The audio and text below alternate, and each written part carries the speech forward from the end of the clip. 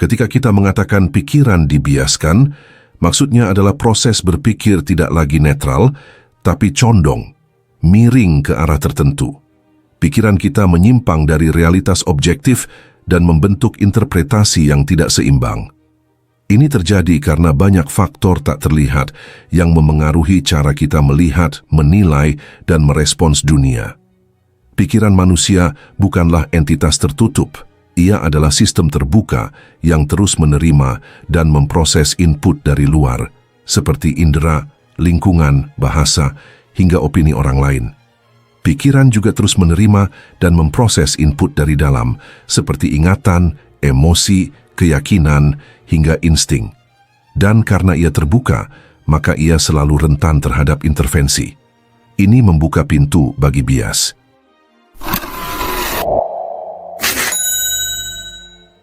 Di level indera terjadi bias dalam persepsi. Sebelum kamu berpikir tentang sesuatu, kamu terlebih dahulu melihat, mendengar, atau merasakan sesuatu. Tapi persepsi itu sendiri sudah disaring oleh otak. Otak mengabaikan sebagian besar informasi yang diterima indera dan hanya memilih sebagian kecil yang dianggap penting. Persepsi juga dipengaruhi oleh harapan. Jika kamu berharap melihat sesuatu, misalnya ancaman, otak lebih mungkin menafsirkannya seperti itu, meski itu tidak akurat.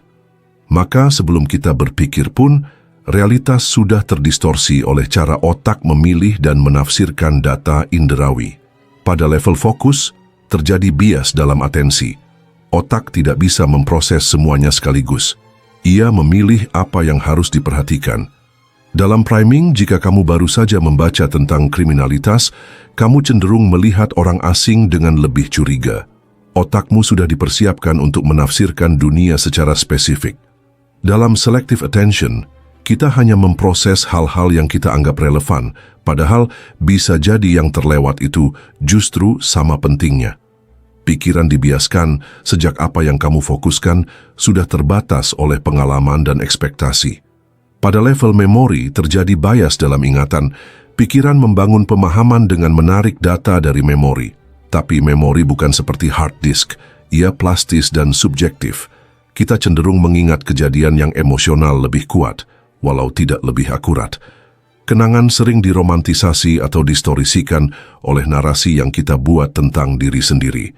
Pikiran dibiaskan karena ia mengandalkan memori yang telah berubah, bukan fakta mentahnya. Pada level kognisi terjadi bias dalam pemrosesan informasi. Inilah jantung dari bagaimana bias meracuni pemikiran rasional. Pikiran jarang menilai sesuatu secara objektif karena ia menggunakan heuristik atau jalan pintas mental, karena ia mengabaikan data yang bertentangan, karena ia terlalu percaya pada keputusan cepat atau bias intuisi. Pikiran menyesuaikan realitas agar cocok dengan narasi internal, bukan sebaliknya. Pada level ego, terjadi bias dalam nilai dan identitas. Pikiran tidak bekerja dalam ruang hampa, tetapi dalam konteks identitas, nilai, dan kepercayaan. Jika suatu ide mengancam identitasmu, maka pikiran bisa secara otomatis menolak atau melawannya tanpa sempat menganalisisnya. Pikiran manusia memiliki semacam sistem imun terhadap informasi yang bisa mengganggu narasi tentang diri sendiri. Pikiran dibiaskan untuk melindungi ego, bukan untuk mencari kebenaran. Selain itu, bisa terjadi bias dalam bahasa dan framing.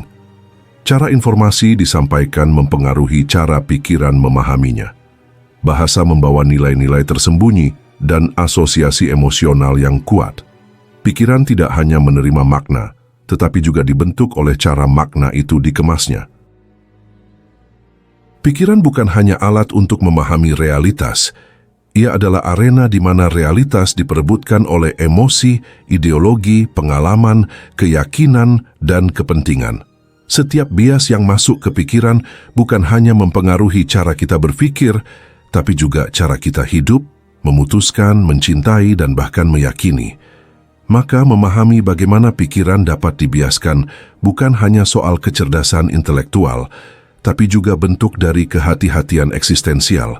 Kita sering mengira bahwa kita bebas berpikir, tapi bias sering mengendalikan alur pikiran secara diam-diam. Media membingkai realitas secara sistematis. Algoritma hanya menunjukkan hal-hal yang kamu sukai. Budaya menanamkan nilai sejak kecil. Kamu bahkan tidak menyadari bahwa itu bisa dipertanyakan. Kamu kadang bisa merasa semua orang berpikir sepertimu. Kamu menganggap itu sebagai kebenaran umum.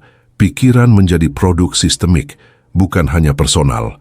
Dan semakin kamu merasa berpikir mandiri, seringkali kamu hanya sedang mengulang bias yang lebih dalam.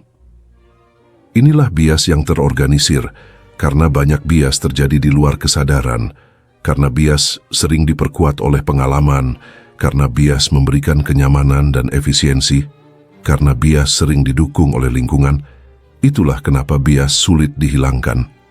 Meski kita tidak sepenuhnya dapat membebaskan pikiran dari bias, namun kesadaran akan adanya bias adalah langkah penting untuk meragukan pikiran sendiri dengan sehat.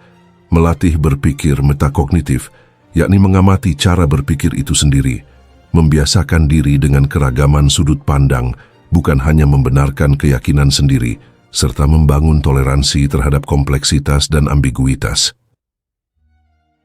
Sumber bias dalam pikiran terdapat lapisan-lapisan mekanisme.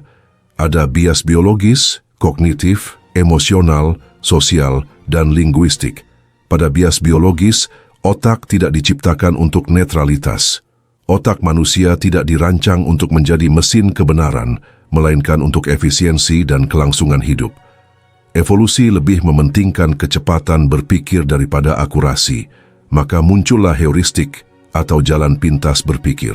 Contoh, saat melihat semak bergoyang, nenek moyang kita langsung berasumsi, mungkin saja itu predator. Ini memiliki peluang untuk menyelamatkan nyawa, meskipun besar kemungkinan apa yang diduga itu hanyalah angin. Pikiran dibiaskan untuk berpikir terburuk lebih dulu. Bias ini diwariskan ke kita. Pada bias kognitif, terjadi ilusi dalam pemrosesan informasi. Pikiran menyederhanakan realitas kompleks menjadi pola-pola.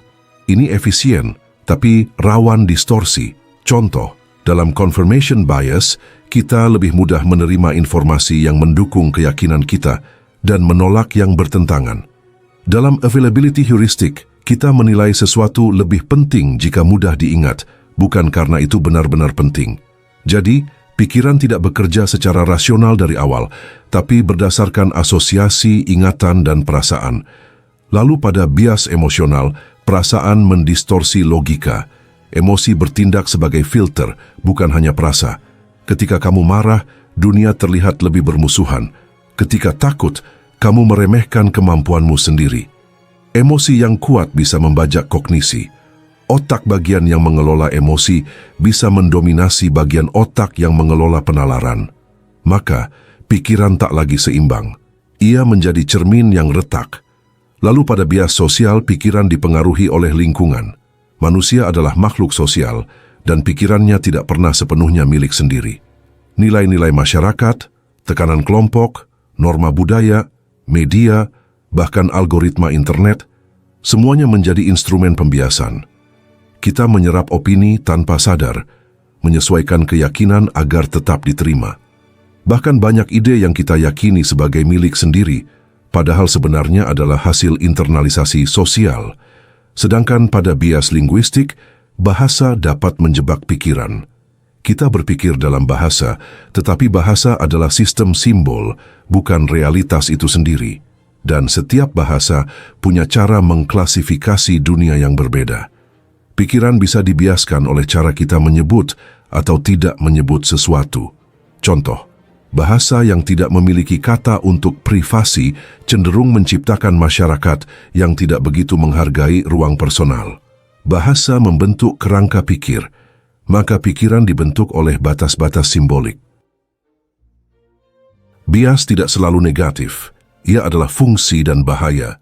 Bias bukan hanya kesalahan melainkan juga perisai. Tanpa bias, manusia akan tenggelam dalam ketidakpastian atau terlalu lambat untuk bertindak.